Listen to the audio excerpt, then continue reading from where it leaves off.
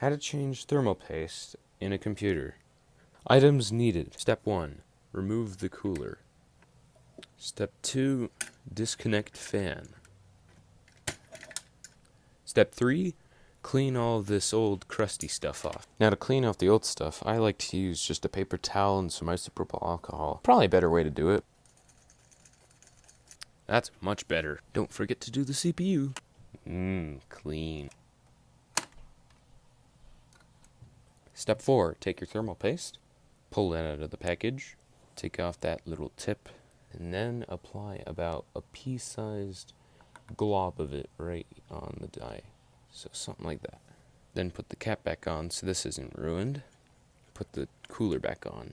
Go diagonal, because then it puts equal pressure on the CPU and you don't like break something. Last step, plug your fan back in, and you're good to go.